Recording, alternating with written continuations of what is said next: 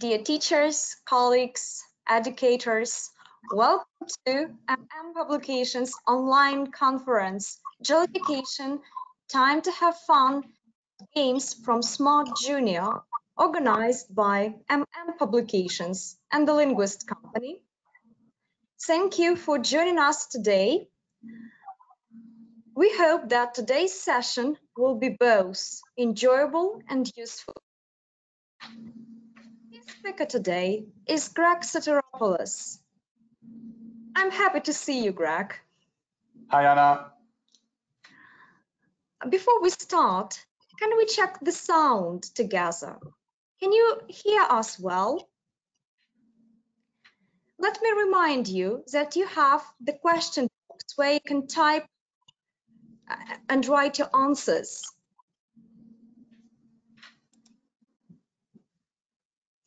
All right, can you see us well?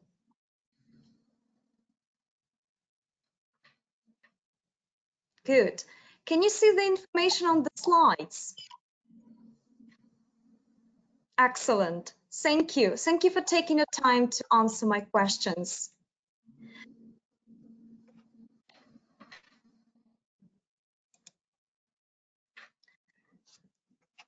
All right, so let's start. Let me tell you about our publishing house, who we are, what we do in Ukraine, and what we consider makes us different. MM Publications, we help you learn better by using educational materials. We love to share our knowledge and experience with you, and we design courses and materials that inspire teachers and students worldwide. And this school year, we will stand by your side and support you with functional online teaching and learning materials tailored to your needs, options for teaching in and out of the classroom, and continuous customer support from MM Publications ELT consultant in Ukraine and international speakers and teacher trainers. We offer teachers and students support addressing their needs and aspirations. Teachers who are going to use Smart Junior 3 for Ukraine can download Teacher's Book by visiting our Facebook page, MM Publications Ukraine, or our Ukrainian website, mmpublications.com. Please visit publishing.linguist.ua, where you can download lesson planning for Smart Junior 3 for Ukraine. Audio and materials for teachers can be downloaded by visiting this link. We support and inspire English teachers in many different ways, and we organize online webinars. We publish articles for teachers. We organize contests for primary school students to support you. Workbook for Smart Junior 3 for Ukraine is available for purchase. We offer you other additional materials to be used with Smart Junior 3 for Ukraine, such as flashcards, smart book grammar vocabulary that goes with teachers' books, and class CD.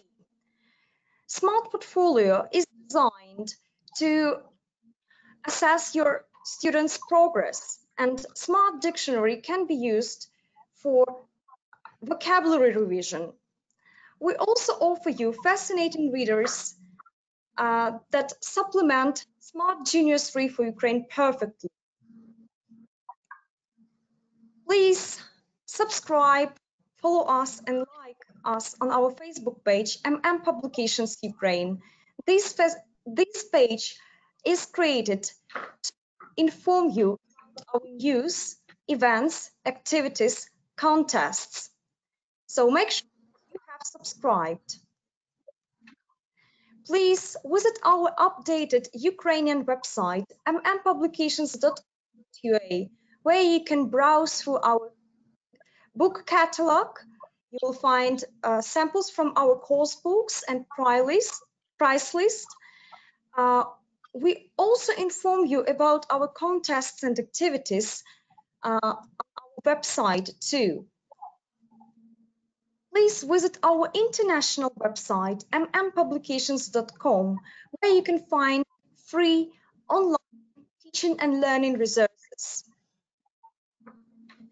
If you are interested in buying MM Publications books, please contact the Linguist company. We also have offices and representatives in Lviv, Odessa, Dnipro, Kharkiv, and Zaporizhia. Below you can see my contact details. If you have questions, suggestions, recommendations, please contact me. I'll be happy to help you. At the end of the webinar, we're going to have a book raffle. So today is your lucky day, and you will get valuable prizes from MM Publications, and that will help me to run this book raffle. Stay with us, and maybe today you will win a book.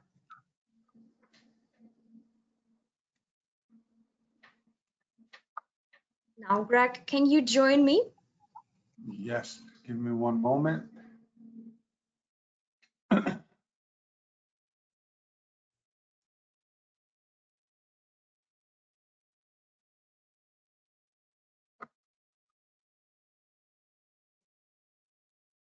Let's change center.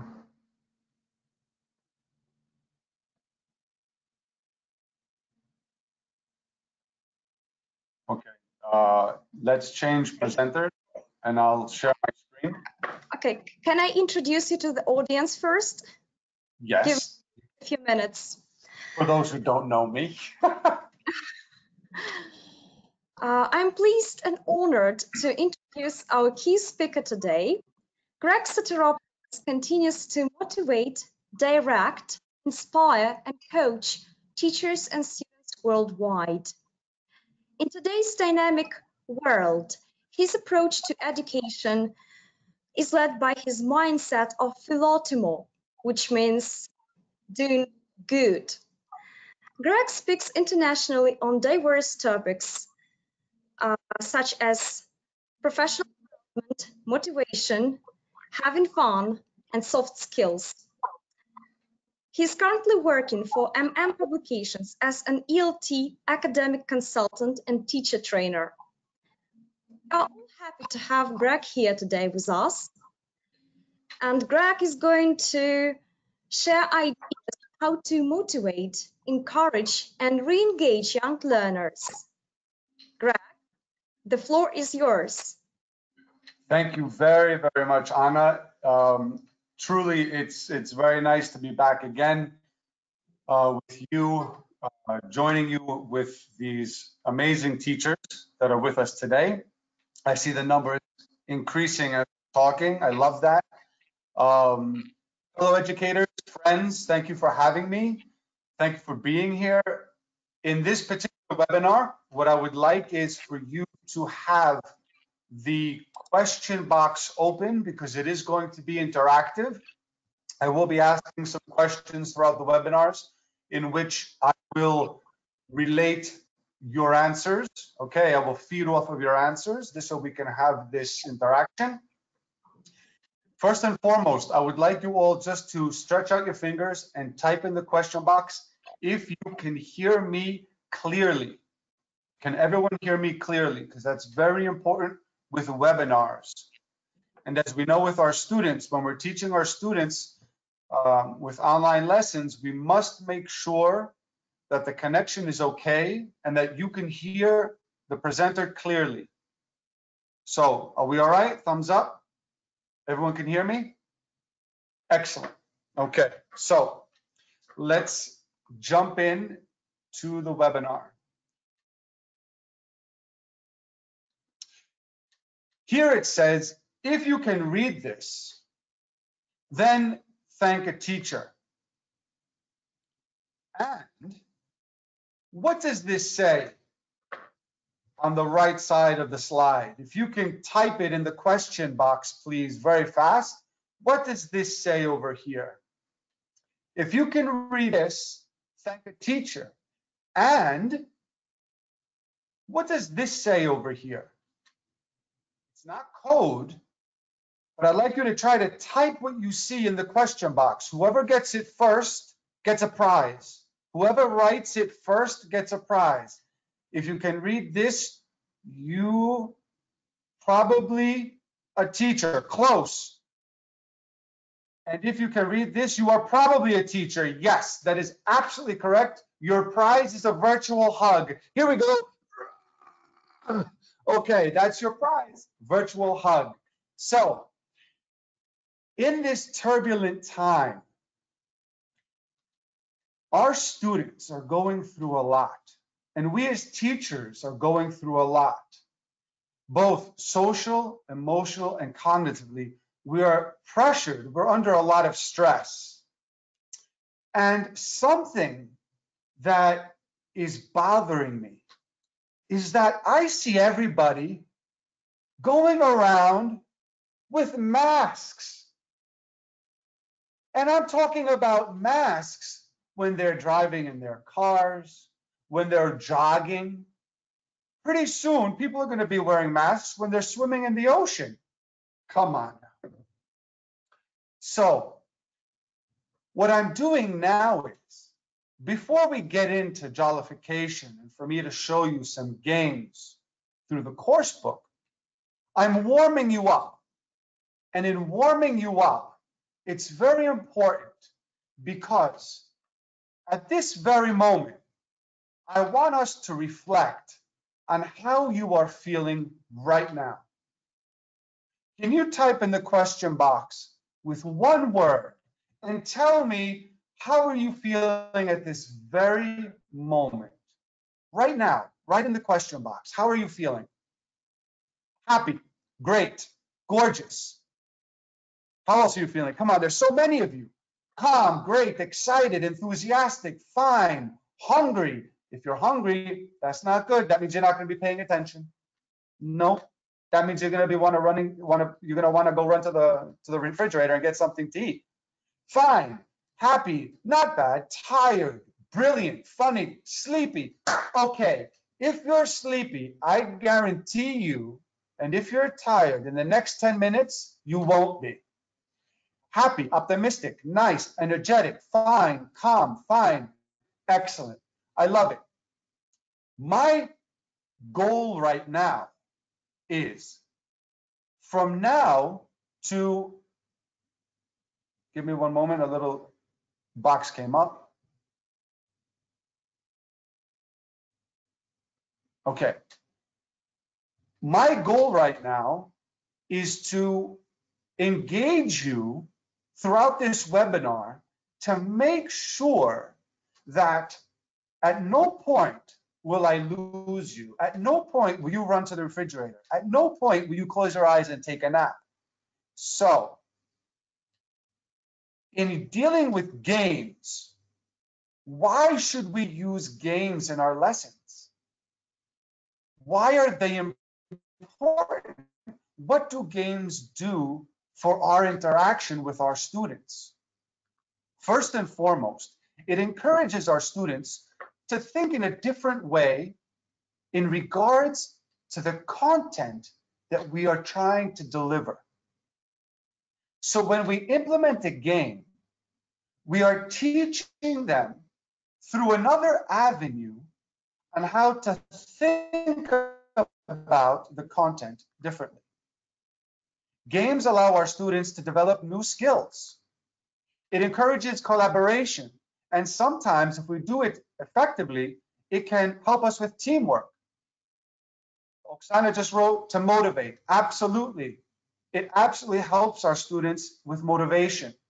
It encourages their competitive nature, in which it allows them to connect the neurons in their brains a little bit faster, right? In order for them to want to be successful. It involves students into the process of studying, reviewing, reflecting on what you have just taught. And it makes lessons a lot more interesting and exciting for students, having fun. Absolutely. So, in playing games, Albert Einstein said that it's the highest form of research. So basically what we're going to do and what I'm going to show you and suggest to you is how can we implement games to allow our students to analyze, to research new information in English. Okay, so here we go. Roll up our sleeves, let's get ready, let's do this. The very first game that I'm going to show you is read my lips. Now, those of you who have seen part of this webinar at some other point, the first example that I give is something that is sometimes humorous. And if you do this with your students, I guarantee you they will get a chuckle, they will get a laugh. I'm going to say something, and you will have to read my lips. And I want you to write in the question box what I am saying. So pay attention and read my lips. Are you ready?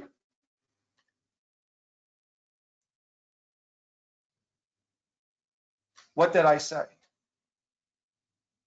Now, those of you who have seen this before, don't cheat. I will do it one more time.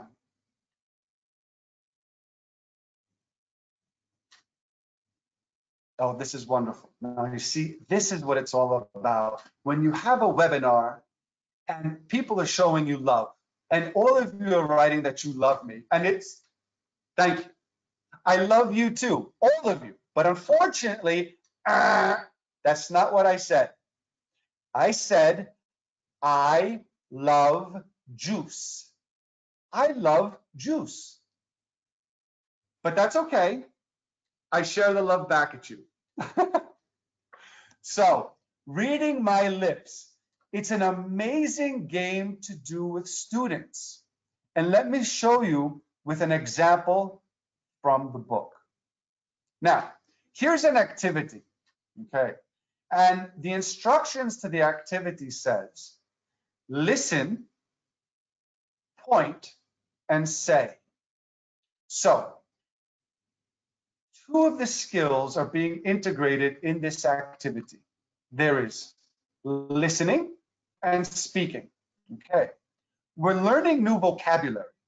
We are showing, as you see here, visual prompts through animation, through comic pictures, on what each one of these are. And the words are written below. You can't see it because I have hidden them behind these boxes. In this activity, we are showing these visual prompts. Now, when students are learning new vocabulary, yes, it's important for them to hear the word. Yes, it's important for them to try to practice repeating the word. But it's very, very different when students are doing this and at the same time, they are looking at you saying the word and looking at how your mouth is pronunciating the word.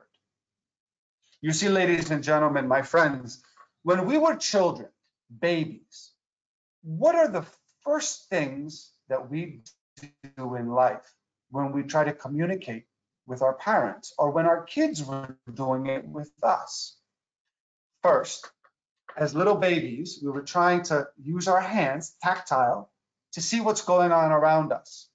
Sounds would attract us, and we would look to see where the sound is coming from. So when you would talk to your child, they would look at your eyes first. But little by little, by 6 months, they're looking at your mouth as you speak. And what they try to do is they try to mimic what you're saying through creating sound with their mouths. So, in giving this activity, after you show them the words book, pen, pencil, and ruler. And they listen, they point, and they say, then I want you to play this game with them. It's the read my lips game. So the first word would be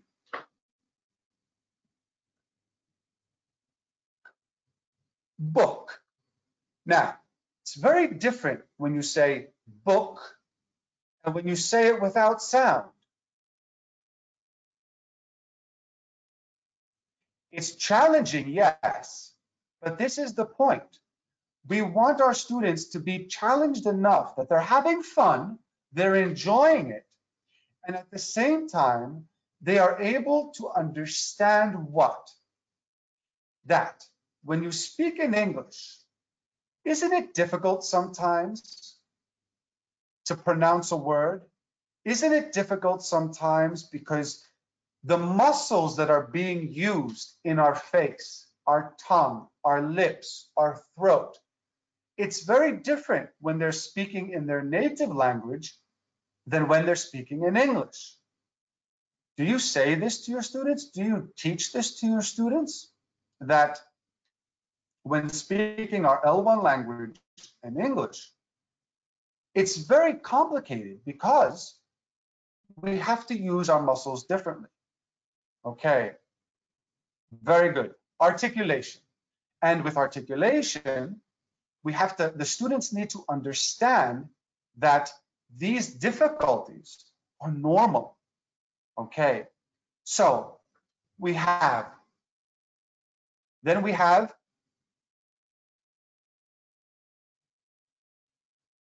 and you can over accentuate how you're saying the word so they can see the N sound. And then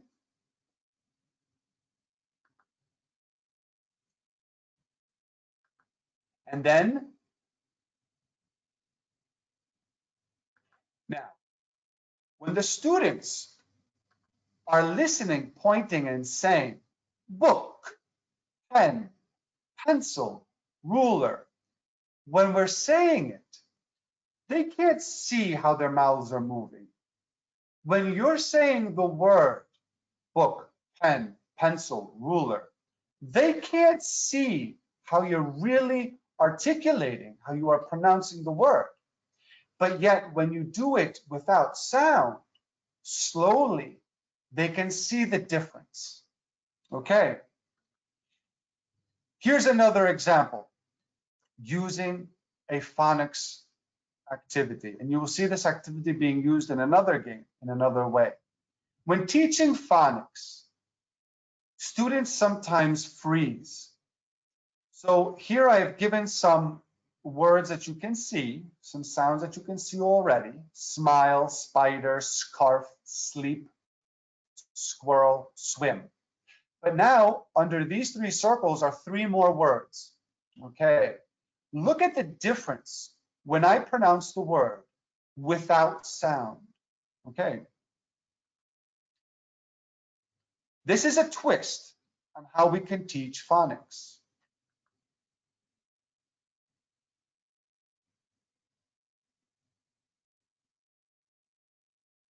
Now, the next word.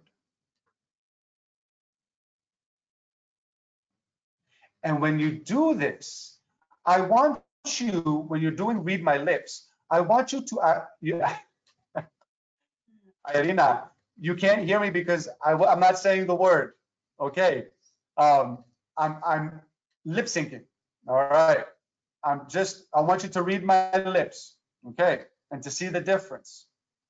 The third word is, and so what we're doing here, ladies and gentlemen, is we are showing our students that when looking at a word, when repeating a word, one of the first things we do is what?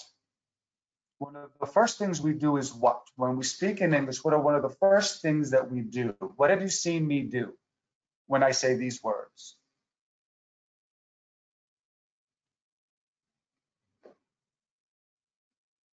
What am I doing? Look at my facial expression. What am I doing?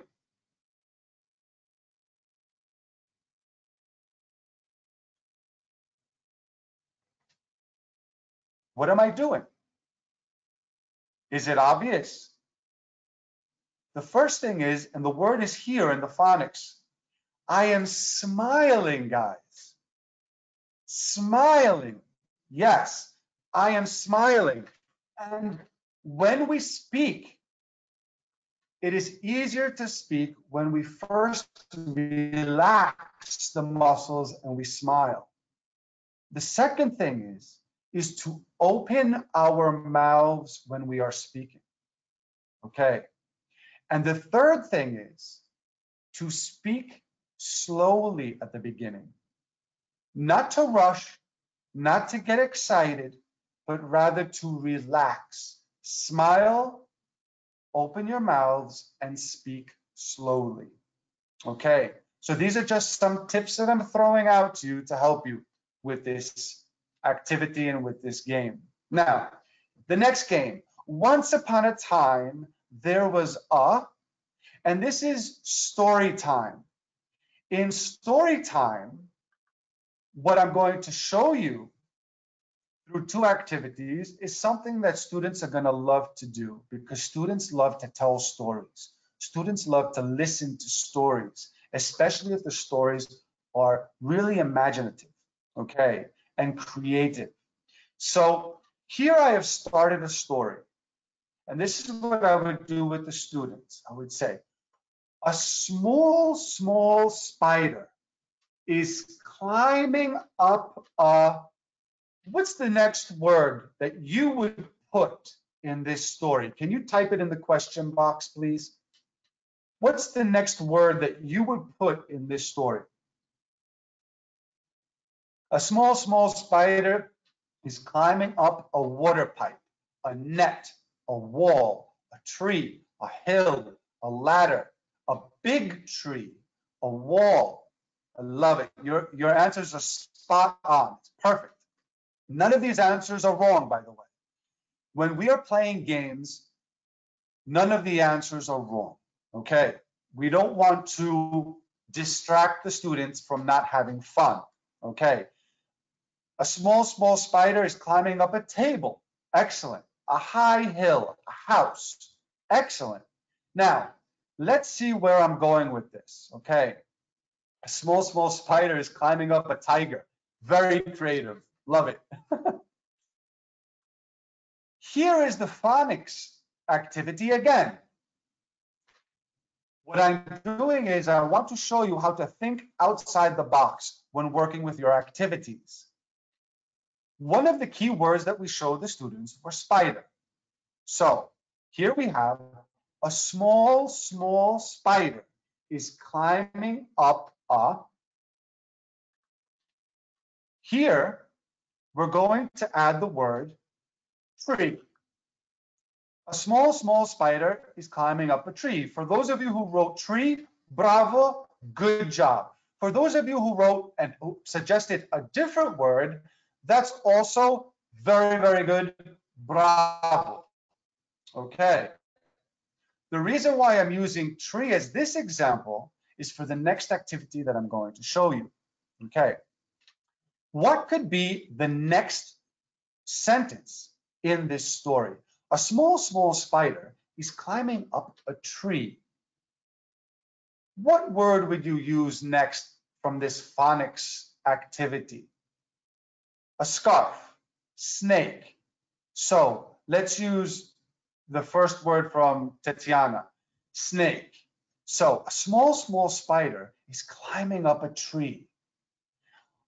Should we say a small snake or should we use a big snake? What would you prefer, teachers? What would you prefer?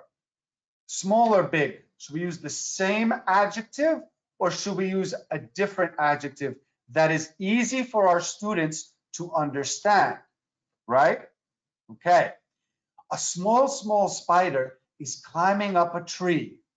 A big snake is, and then the students can break up into groups and create sentences to this story. Now, the next activity after activity 1 is a song. Now it's your turn, fellow teachers, to see how we're going to continue this. This chant, this song, has the title, The Spider and the Snake. A small, small spider is climbing up a tree. A big, big snake is sleeping in the tree. And so, how are your students going to feel? How will your students feel looking at this activity after playing the story game? You see, it's taking a phonics activity and a simple chant and having your students explore their creative side in creating a story before we give them the chant. Okay. All right. Again, it's about looking at activities, acting out the activity, changing your voice as I am doing to make sure that your students are engaged in everything you do. Okay. All right. The next one is the name game. The name game. Here we go. You as the teacher are going to pick 1 or 2 categories, depending on the age of your students. Some of these categories can be animals, food, jobs, clothing, things we do around the house. I'm using topics that are found in the course book, while students answer with something in that particular category.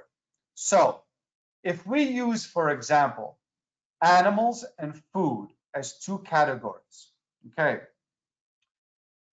we can give them this game after we're done teaching these particular lessons. So in lesson 8A, we're teaching jeans, t-shirt, dress, and skirt. The topic, the title, okay, the umbrella for this particular lesson are clothing. In 8B, we have shorts, glasses, and trainers. In 8C, we have jacket, socks, and trousers. So, thinking outside the box on how we can review and play a game with our students, when we give them the name game, when we have the topic of clothing, our students have already learned quite a few vocabulary words for clothing. So they will have to use some of these or other vocabulary that they know that they can share with the class. Okay, so this is a game that I would strongly suggest be practiced as a review for a lesson. Another example that I'm going to show you right now in thinking outside the box is at the end of a lesson, at the end of a unit, when we have a Now I Can page. The Now I Can page shows activities that we do every day, jobs, and the action. And so what we can do here as a category for the name game is customize the categories based on your units. So one of the categories that you would put is everyday activities. And the students, when they would have to think of an everyday activity, and you ask them to say one activity, they will have to think of one of these words, phrases that they have already learned. Jobs and actions. This is another one. Jobs can be another one that they can use as review. Again, it's all about thinking outside the box and how to have fun with your lessons. Oh, now, here's a slide that changes the mood right away. because I'm showing you a little primary student. And this student is a student in the class. What is she thinking right now? Our student is in class. She's online, she's in school. What is she thinking? Yulia says, I don't understand. Yes, that's something that she could be thinking. I don't understand. What else can this student be thinking? Oh man, I'm bored, right? Someone just wrote, I'm bored. I'm tired. I'm tired and bored. Two feelings together. What else? What else can she be thinking? I want you to be in tune to your students' nonverbal body language. This is a student who is speaking to you. You are teaching online. You see her in the little box on her video. I'm sleepy. I'm tired. I want to go out. I'm not interested. Yes. When is the break? Yes. When will this end? Yes. You see, ladies and gentlemen, with online learning in primary school, our students get tired easily, much more easily than in face-to-face learning. Okay. This face is also seen in school. When we see this face, or many of these faces, this is a signal, guys. This is a signal for us to stop what we're doing and to say, now it's time to change the gear in class. Now it's time to shake things up and to get them a little bit more interested. Many times, students get like this when we start to teach grammar. Oh, how many of our students love grammar? I know for a fact that if you ask a student if they like grammar, many, if not all of them, will say no. So when looking at this game that I'm going to show you, I'm going to connect this game with grammar, okay? And we will see how we can get this student to get a little bit more interested. We as teachers, yes, someone just wrote, I love grammar. We as teachers love grammar. I know that for a fact. A lot of teachers love grammar. But grammar is a tool in using it in the language. And students sometimes don't understand the why. Why is grammar important? So here we have the 20 question game. First, we think of an object, and you're going to think of an object that students have already learned. Or if you want to make it more challenging, an object that is part of the umbrella, okay, the topic, but they haven't learned it directly. Choose a student, and students will ask yes or no questions. Simple yes or no questions. They will ask you a question, and you will say yes or no. Have the students continue asking these type of questions. Next, let the students guess the answer at any time in the questioning process. The student who guesses the correct answer wins and gets to think of the next word. Now, when students ask questions, okay, when students ask questions, simple questions, that's grammar, okay? So when we're teaching a lesson from the course book, such as this, can you swim? Yes, I can. No, I can't. Listen, point, and say, ask and answer. So in the ask and answer activity that we see here, can you swim? You're asking the question directly to another person. In this game that I'm showing you, you have to think of an object, or rather a noun, a person, place, thing, or idea. So you can ask the question to me, can it swim? Okay. All right. Now, let's try this all together. Okay. I'm thinking of a noun.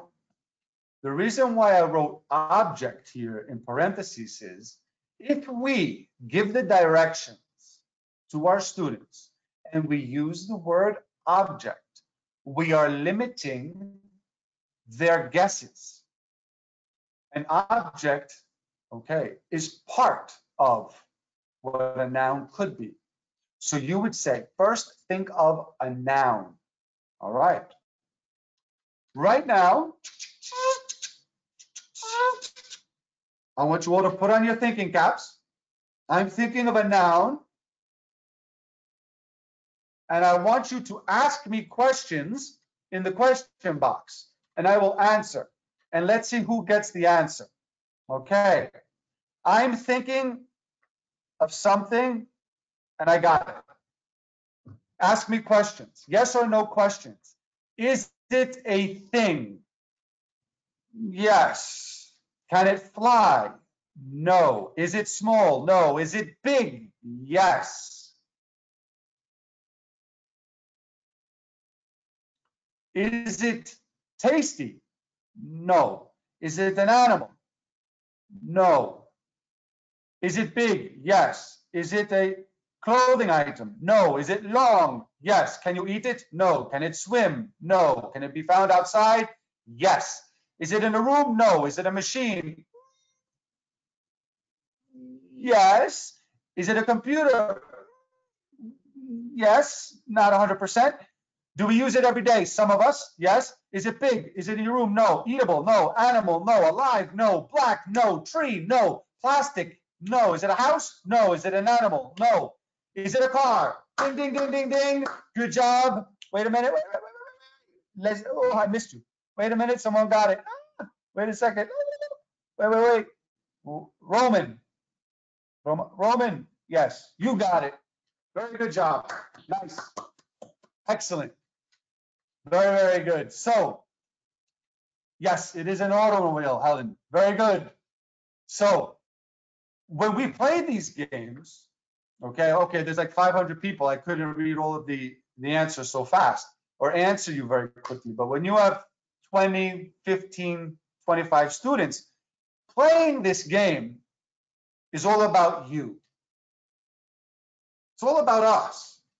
Because as our role as a teacher is multifaceted, when we're playing a game, we have to be a game show host. Okay? And that's exactly what I want you to be. So they are using grammar in this game. They are using grammar, as you can see here in this game. Make it fun, make it exciting, make it stick. Okay. The hunt is on. Here's another game that I want to just quickly show you. When dealing with household items or whatever topics you are using in the units of the books, I want you to use that towards your advantage. And in using a scavenger hunt game, okay, you can use any type of title for this game, all right? Give the students a goal time limit to find an item and return it so they can show it to everybody in class. Some examples that I'm showing you are a stuffed animal, a TV remote, keys, a piece of fruit. Make it more challenging, beginning with a particular letter. Items in the kitchen, forks, spoons. No. Not knives, please. We don't want to have any accidents. Something red, fluffy, squishy, etc. Okay. An excellent game to use based on topics that you are teaching in your course book. Tell about a time you learned something that you thought was too hard. This is a great game for open discussion with students. My son is in first grade, and I asked him this question. First grade. And he said to me, you know, I'm only 6.5, he said. And I started to laugh because you would say this to someone who was a little bit older, right? And I said to him, well, think about this. Tell me about a time that you learned something that you thought would be too hard. And I knew the answer he was going to give me because there was something my son had a lot of difficulty with, and that was riding a bike. He fell down once learning to ride a bike with training wheels, and he hurt himself a lot. And ever since then, he couldn't do it. And then finally, he put up the nerve, put on his helmet, took off the training wheels, and did it. And so here is a 6.5-year-old, first grader, who was able to connect this question with schema theory, with experiences, and talk about it, making mistakes with his grammar, with his pronunciation. Didn't matter. That wasn't the point. The point was to engage him in talking about this experience. Now, when you do this with your students, you will see that students will feed off of one another, okay? And they will learn from one another with these experiences, okay? Show and tell, time for show and tell. When students are learning vocabulary throughout the course books, the amount of vocabulary and grammar and knowledge that is being given to them, they are starting to connect with their outside world. So when they're learning, they're able to describe, to show and tell about things that they have more effectively. Students love to show things that are in their room to their friends. In doing so, it's a great way to wrap up the week. Having your students work hard all week, you say, okay, on Thursday and Friday, I'm going to break the class in half. Half of the class will show something for 30 seconds and talk about it in English. So be prepared on what you're going to say. And you are going to tell them this on Monday so they can start to think about what they want to show with show and tell. Okay. In the course book, this is an activity showing this visual prompt that I'm showing you here. The numbers 11 to 20. Now, when students are learning numbers, after they get past number 10, 11, 12, 13, 14, 15, 16, 19, 20, it gets a little bit confusing for them. At the same time, we're showing colors.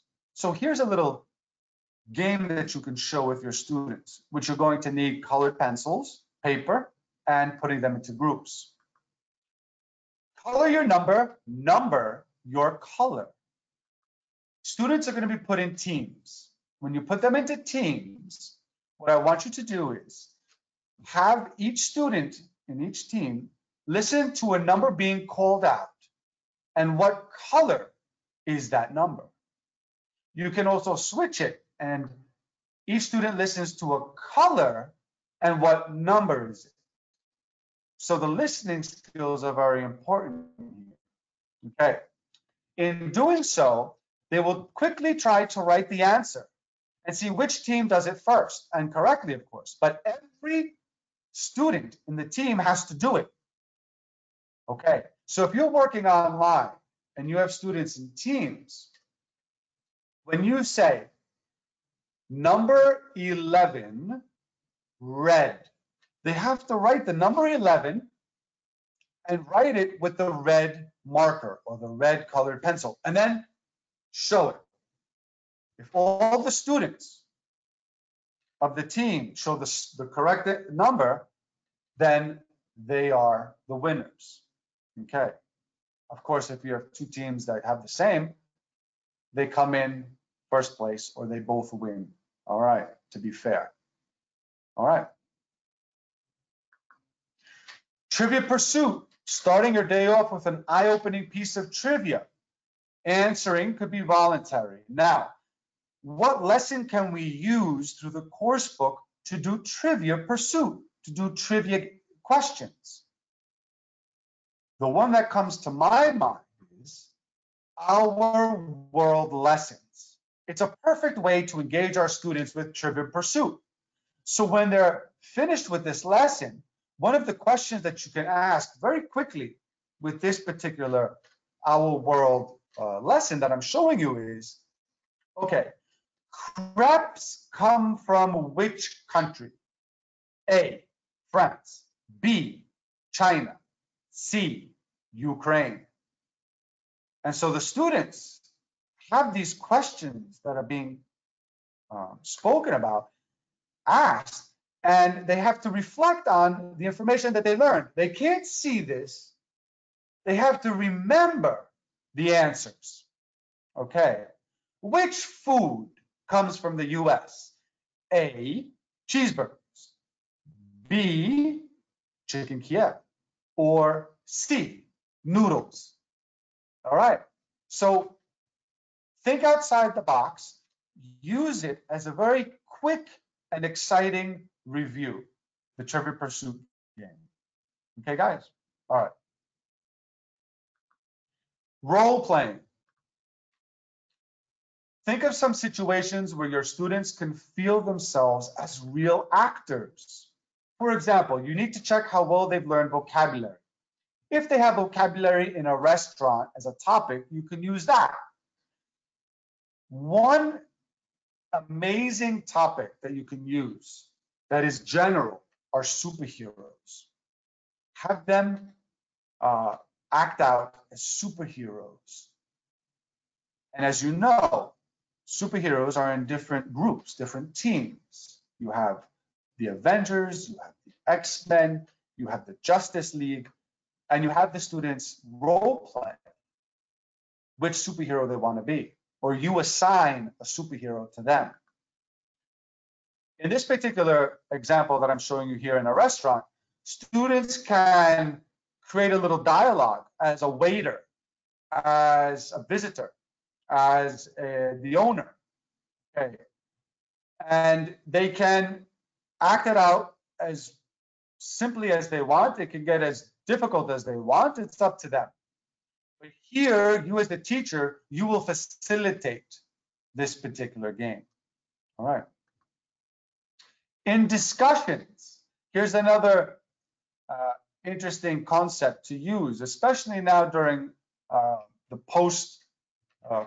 post-Rona 19, post-Corona virus. They like sharing thoughts with others and discussing problems. They can watch documentaries, they can watch a series, they can watch a movie, they can watch a YouTube video, they can watch TikTok videos. Why not?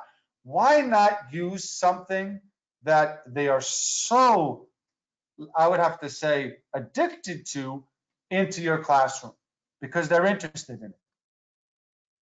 With this approach, what I want you to do is have open discussion with them to talk about it. You can even use a well-known historical persona, scientists, sports figures. All right, you know your kids better than I do. Riddles and jokes. Here are a couple of riddles that I'm sharing with you. Students absolutely love riddles. Okay, use it here and there in your lessons to see what they come up with. How many months have 28 days? Sometimes our students will sit there for hours. It's all 12 months. Okay. You can find out your own riddles based on the level of your students. Okay. Now, my dear friends, do you remember this? Those of you who have seen some form of Jollification, the webinar, I had shown that this particular game, and this was a game that had some instructions.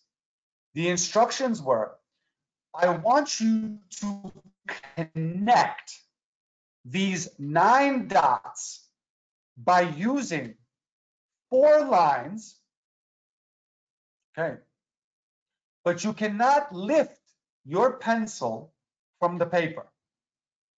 So you have to connect all of these dots without lifting your pencil from the paper and drawing only 4 lines.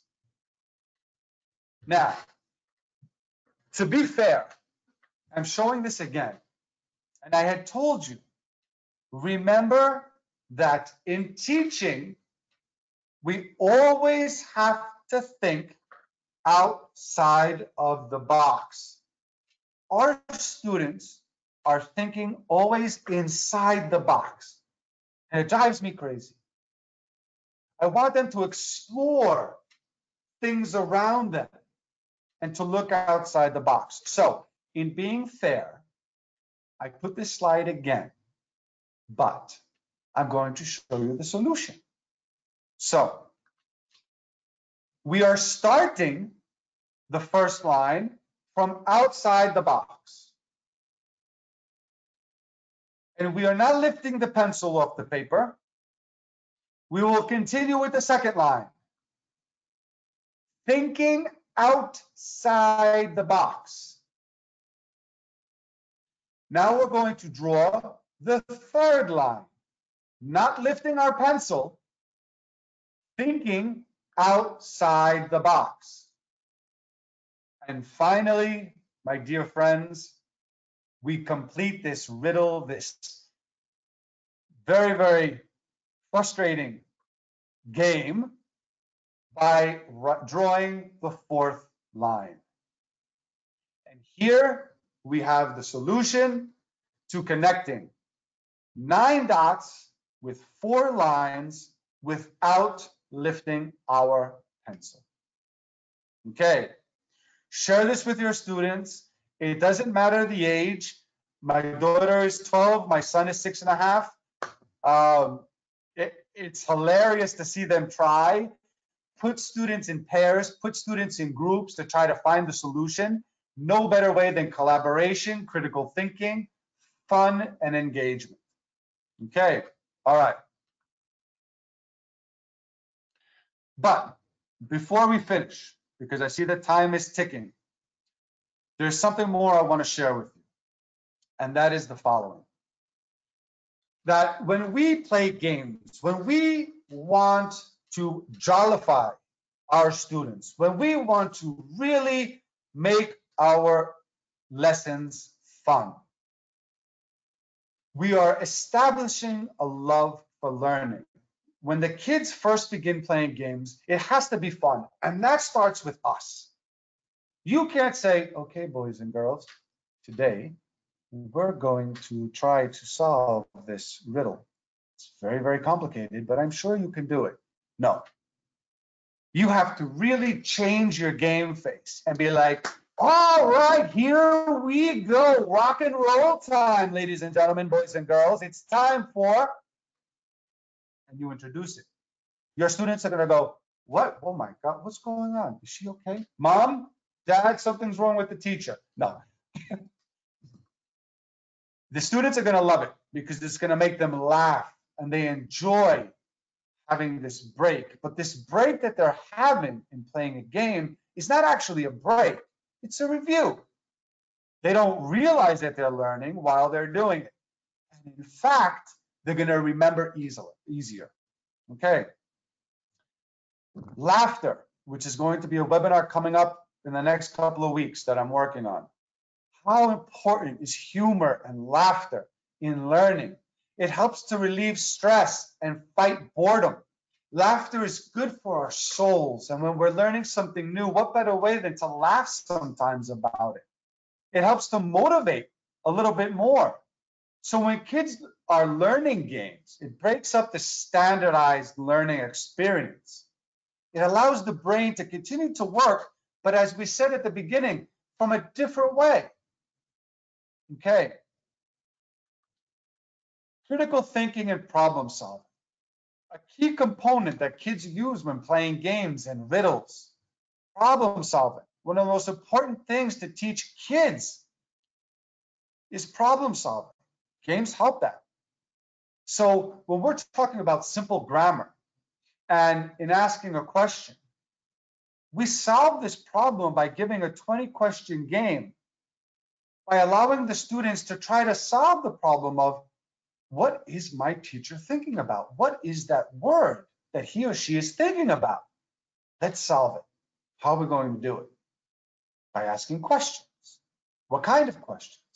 The questions we just learned in the activity. Let's practice it a little bit more. Okay. And finally, in expanding vocabulary. As kids play games, any type of game, think about this. Vocabulary is constantly expanding.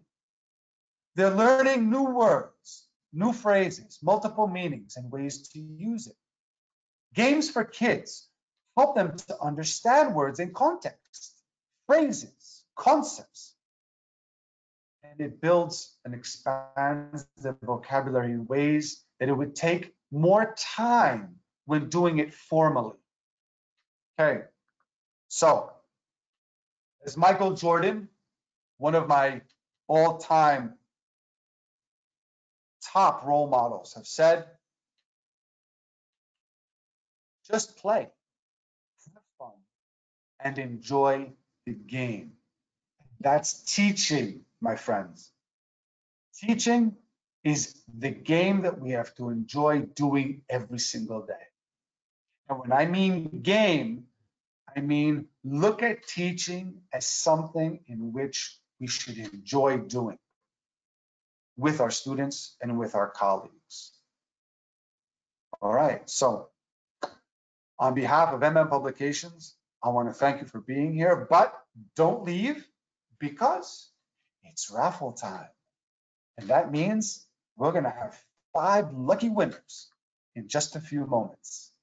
So I'm going to give the stage back to Anna.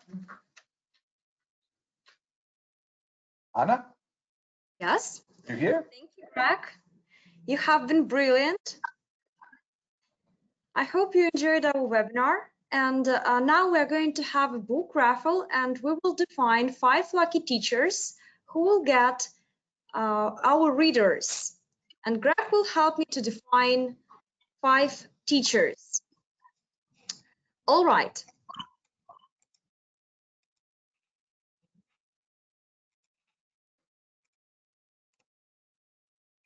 So. Do you want me to make you presenter so you can show the books? Yes, yes.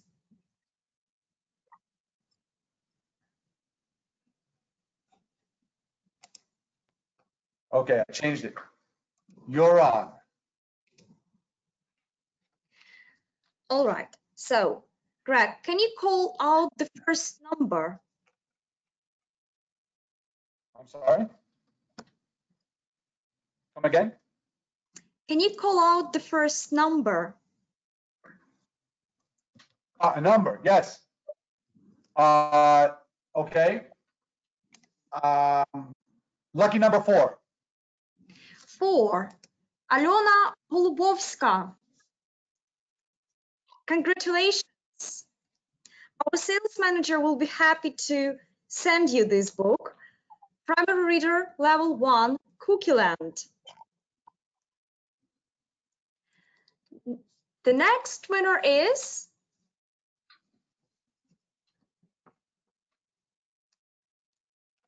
another number. Okay.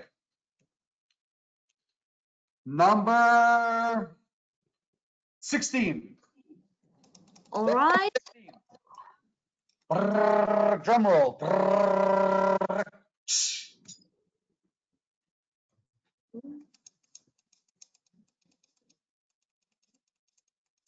Lucky winner. Who's our lucky winner? Anastasia Ruda. My congratulations, Anastasia. Our sales manager will be happy to send you the Ugly Duckling Level 1 Primary Reader. Congratulations. Good job, Greg. Can you define the third lucky winner, please? Let's just go with number one, shall we? Number one. Yes. Number one. Alevtina Kora, my congratulations to you. You will receive And your what number is that? 22. 22. Number 22. 22? Am I right? Yes. 22. Okay. Let me see.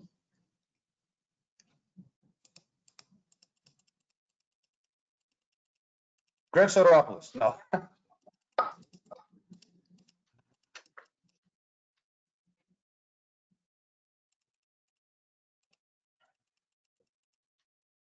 Anna Kalieva. Congratulations, Anna. You will receive Jasper's pot of gold. And the last lucky winner is... I would have to say my son's birthday, number 10. Number 10. Let me see.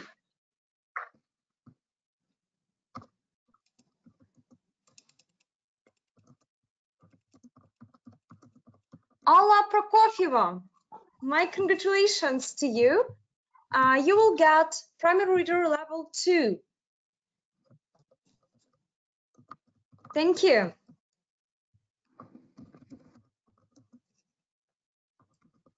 Okay, thank you, Greg, for helping me to define 5 lucky teachers. Thank you, dear teachers, for joining us today. We hope that you enjoyed our online session.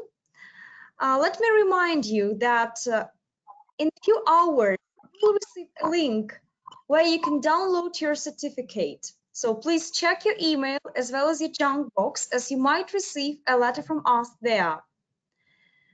And in a week, please check our Facebook page, Publications Ukraine. We will be happy to share with you video recording of this webinar.